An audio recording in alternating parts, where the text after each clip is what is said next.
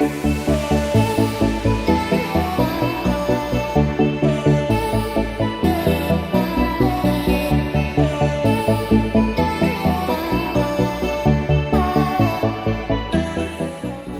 Aruna, comment est-ce qu'on peut évaluer la contribution et la participation de la Banque africaine de développement à la 15e conférence sur la désertification qui se tient ici à Abidjan?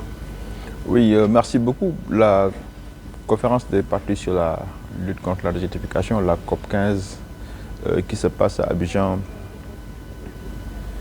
est un moment extrêmement important sur cet agenda, ce grand agenda sur ce qu'on appelle Nature and People, donc l'homme et la nature. Et c'est un agenda qui est totalement en phase avec les spirituels de la Banque africaine de développement, donc sur la mise en place de cadres institutionnels de décision sur la gestion durable des terres, sur la restauration des écosystèmes et sur la nécessité d'utiliser le capital naturel de sorte à ce que ce capital puisse non seulement servir aux populations locales, mais aussi nous aider dans la lutte contre les changements climatiques. Donc c'est un engagement totalement naturel qui fait partie aussi de nos engagements dans le cadre du Fonds africain sur le développement, le FAD, qui nous demande d'appuyer les pays africains dans la mise en œuvre de leurs obligations sur les conventions de Rio. Et donc dans le cadre de cet engagement avec le pays hôte qu'est la Côte d'Ivoire, la banque s'est engagée à non seulement appuyer la Côte d'Ivoire, le pays hôte, pour une bonne organisation de cette conférence qui se passe en Afrique, donc c'est une COP africaine, sur la terre africaine, aussi bien sur le plan technique que sur le plan logistique. Sur le plan logistique, nous avons travaillé étroitement avec le gouvernement de Côte d'Ivoire, donc le ministre du Plan, le ministre de l'Environnement, le comité d'organisation, sur un ensemble de soutien, un paquet de soutien. Sur le pavillon africain déjà, le fameux Africa Pavillon, qui n'est pas une nouveauté pour la banque. Nous avons l'habitude d'appuyer les pays et les partenaires dans la mise en œuvre de plateformes d'échange durant les COP, donc, qui permettent de réunir les acteurs africains pour leur offrir une plateforme qui leur permet de mettre en exergue ce qui se fait le mieux en Afrique, mais aussi d'avoir de discuter des positions communes africaines lors de ces COP. Donc c'est un peu la vocation de ces espaces que nous mettons à disposition, qui permettent d'accueillir en général une quarantaine à une cinquantaine d'événements impliquant toute une panoplie d'acteurs, donc du niveau étatique aux organisations partenaires au niveau international, les banques multilatérales de développement comme nous, les organisations régionales, les acteurs de la société civile, les jeunes, les femmes, donc de sorte à pouvoir exprimer toute la diversité des solutions et des pratiques en cours. Donc ça c'est un volet extrêmement important sur lequel nous avons travaillé. Vous avez eu l'occasion de visiter un peu le pavillon africain ces derniers jours. Et donc vous avez vu toute l'animation, tous les échanges de haut niveau qui s'y passent. C'est un élément assez important aussi pour le pays hôte d'avoir une COP inclusive. Le second niveau d'appui et de partenariat, je dirais, c'est sur l'Africa Legacy Programme. Vous savez, lors du sommet des chefs d'État, son Excellence le Président Alassane Ouattara a lancé l'initiative d'Abidjan, qui est une initiative extrêmement importante pour la Côte d'Ivoire, de restauration des terres dégradées, de lutte contre la désertification, mais aussi d'améliorer les chaînes de valeur, de sorte à pouvoir mieux optimiser le potentiel du capital naturel au service des populations locales. Et la BAD s'est aussi engagée dans ce processus et dans ce dispositif de soutien dans le cadre de la préparation déjà en amont de ce Legacy Programme, mais aussi un soutien financier d'environ 500 millions de dollars qui seront apportés sur les années à venir à la Côte d'Ivoire et qui s'appuie sur le portefeuille que nous avons en place au niveau du pays, donc notamment les projets d'agropole, les projets d'amélioration de la chaîne de valeur, les projets sur les emplois verts, les projets sur certaines filières qui sont des filières extrêmement importantes, mais aussi pour tout l'agenda de la restauration des terres et des forêts en Côte d'Ivoire. Évidemment, nous ne le faisons pas seuls, nous le faisons aussi avec d'autres partenaires au développement. Ça, c'est aussi un élément important. Le troisième niveau d'engagement, c'est avec les négociateurs africains. Un de nos mandats, c'est aussi d'appuyer le groupe africain des négociateurs, le AGN, à travailler en amont des COP pour dégager des positions communes, fournir de l'expertise technique et scientifique pour pouvoir aussi préparer les dossiers, notamment cette année. Toutes ces discussions-là sur l'agenda de la sécheresse en Afrique, toutes les discussions sur la neutralité en matière de dégradation des terres, sur les mécanismes de financement, sur les projets LDN. Donc nous avons aussi accompagné ce processus en partenariat avec l'Union africaine pour que ces acteurs puissent participer à la COP et aussi qu'ils disposent aussi de l'expertise nécessaire, notamment dans les discussions sur le comité scientifique et technique. Ça, c'est aussi un volet extrêmement important. L'autre volet important, c'est que le dernier, c'est au niveau de la Banque africaine de développement. Nous avons aussi profité de la COP aussi pour mettre en exergue un certain nombre de programmes qui sont aussi pertinents pour cette COP, qui montrent un peu comment la Banque africaine de développement travaille sur l'agenda de la restauration des terres en Afrique. Nous savons que nous avons maintenant cette décade sur la restauration des terres en Afrique. Nous avons un certain nombre de programmes phares sur l'énergie, sur l'agriculture climatique intelligente. Nous avons des programmes sur les outils que nous avons développés avec DJI sur l'analyse de la croissance verte en Afrique. Nous avons eu des sessions sur les mécanismes de financement, notamment ce mécanisme sur les bénéfices qui sont tirés de l'adaptation, qui sont aussi un volet important et qui fait la jonction un peu avec les discussions qu'on a actuellement sur les changements climatiques sur la route vers la prochaine COP 27. Beaucoup de discussions et beaucoup aussi de travail sur le genre.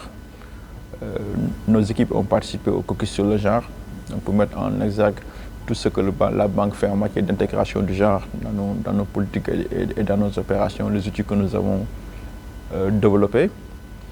Ce matin, il y a eu des sessions sur la gestion des pâturages. Donc toute la panoplie de travail que la banque fait sur les facilités, sur la fragilité aussi. Nous avons eu des sessions avec la Croix-Rouge, avec le Haut Commissariat des réfugiés et un certain nombre de partenaires aussi sur le fonds sur la transition que la BAD appuie, qui permet d'adresser la vulnérabilité dans les pays du Sahel, de la Corne de l'Afrique sous différentes formes. Donc c'est pour montrer juste que c'est une COP importante pour nous, c'est une COP qui est en phase avec l'agenda de la banque, c'est une COP qui est importante pour l'Afrique, compte tenu de l'acuité de la question de la restauration des terres. Et enfin, c'est aussi une COP importante pour la Grande Muraille Verte. Ce matin, on a eu déjà, durant cette COP, 2 moments importants.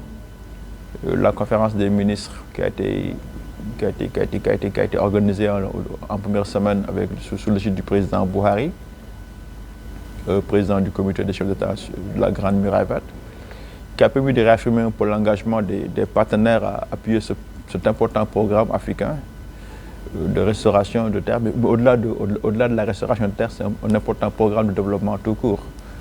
Et la BAD en a profité aussi pour réitérer son engagement à mettre en œuvre nos pledges, l'engagement que nous avons fait lors du World Planet Summit de 6,5 milliards sur la base de notre programme, et aussi montrer les progrès qui ont été accomplis depuis lors.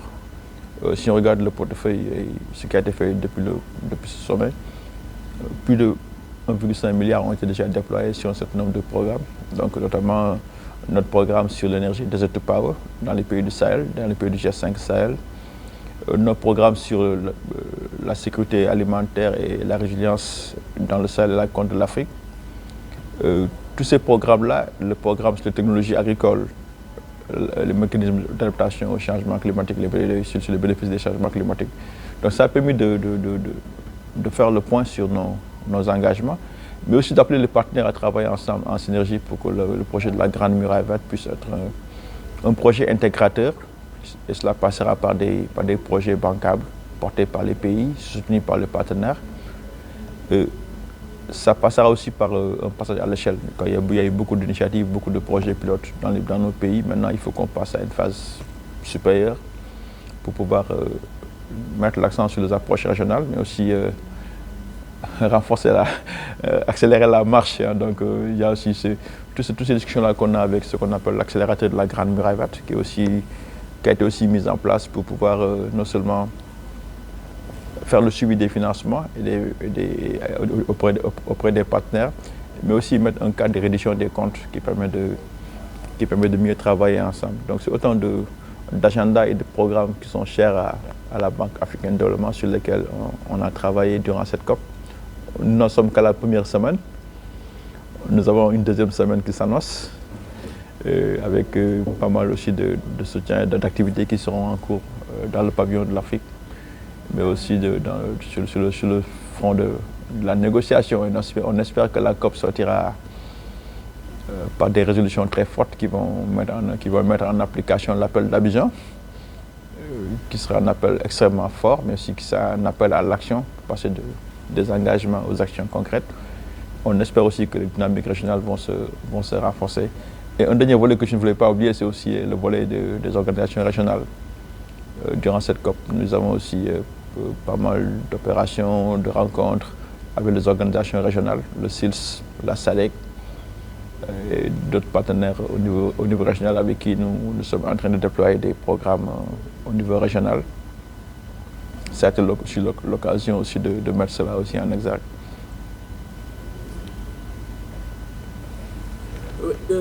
Merci, mais l'une des prérogatives de la BAD au niveau de votre département également est celle-là d'accompagner les États et préparer la participation africaine à ces grandes négociations.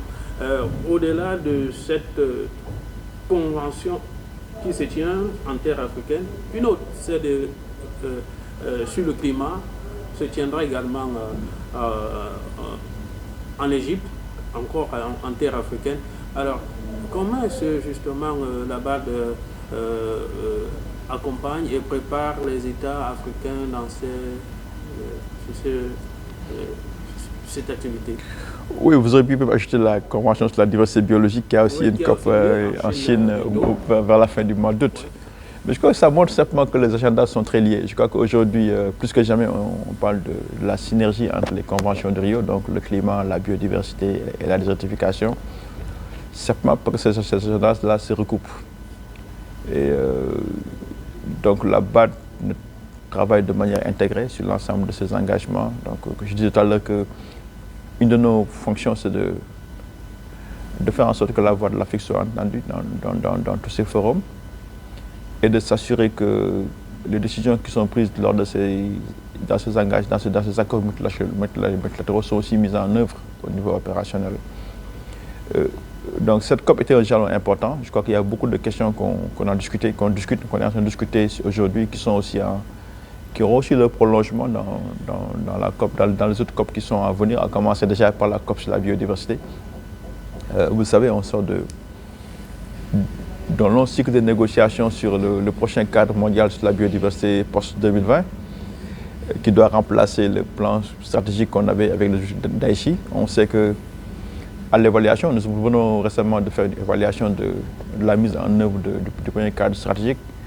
Beaucoup de pays n'ont pas pu mettre en œuvre les engagements d'Aichi en raison de beaucoup de contraintes liées aux capacités, liées aux ressources humaines, liées au cycle à la planification au sens large. Et donc, on est dans un moment extrêmement important. L'Afrique est en train de renégocier ce cadre mondial post-2020 et nous les appuyons dans ce cheminement à travers aussi la mise à disposition d'expertise. Nous avons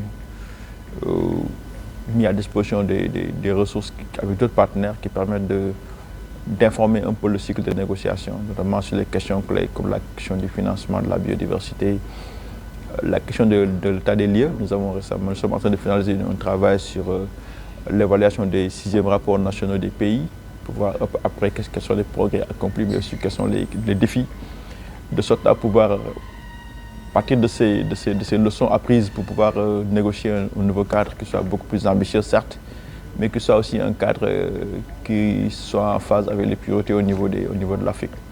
Nous allons continuer ce processus dans le cadre de nos partenaires avec l'Union africaine, avec le comité informel de soutien sur la biodiversité, avec d'autres partenaires, de sorte à ce que les négociateurs africains puissent se préparer très bien pour cette COP, en commençant par les réunions qui sont prévues au mois de juillet à Nairobi, qui vont attaquer, qui vont développer un peu le terrain.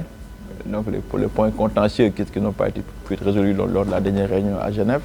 Et puis ensuite, il y a toute une feuille de route que nous sommes en train de mettre en place vers Kunming, qui est le prochain lieu de la COP biodiversité. Il en est de même pour la COP sur le climat. Nous savons que quand la COP de Glasgow a été, à mon sens, une COP inachevée, il y a eu beaucoup de promesses, beaucoup d'engagements sur des questions très importantes, mais beaucoup de partenaires et de parties prenantes sur le continent sont restés un peu sur leur faim.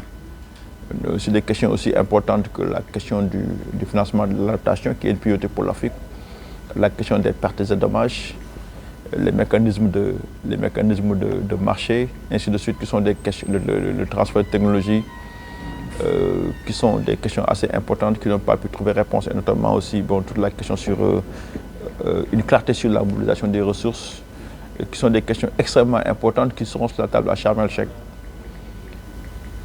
Il y a aussi beaucoup d'engagements sur l'agenda de la biodiversité, sur les forêts, sur l'énergie, donc cette transition énergétique qui doit être une transition juste, notamment pour les pays africains avec le contexte de crise que nous connaissons. Donc il y a un certain nombre de questions extrêmement importantes qui sont aujourd'hui sur la table, qui devront être discutées à la prochaine COP africaine en Égypte. La banque donc, est restée au front, comme je peux dire. Nous avons travaillé sur la COP de Glasgow, et depuis la COP de Glasgow, nous travaillons avec le groupe africain des négociateurs sur la feuille de route qui doit nous mener à la prochaine COP. Ce fameux Glasgow, Sharm el-Sheikh plan de route entre Glasgow et Sharm el-Sheikh. Nous avons un partenariat avec le groupe africain des négociateurs, donc, que nous sommes en train de mettre aussi en œuvre, qui consiste à mettre à disposition de l'expertise, travailler avec eux sur des outils d'analyse qui permettront d'informer les négociations à la COP de Marrakech, et aussi l'accompagnement sur tout le cycle de négociation, à commencer par les réunions à venir de SBI 56 à Bonn, ainsi de suite, donc sur toute la feuille de route. De même, nous avons aussi engagé une discussion avec le pays hôte, l'Égypte. La BAD a déjà effectué une mission préparatoire en Égypte où nous avons rencontré les autorités égyptiennes en charge de la préparation de la COP, et on s'est accordé sur un certain nombre d'éléments, un cadre de travail et de soutien.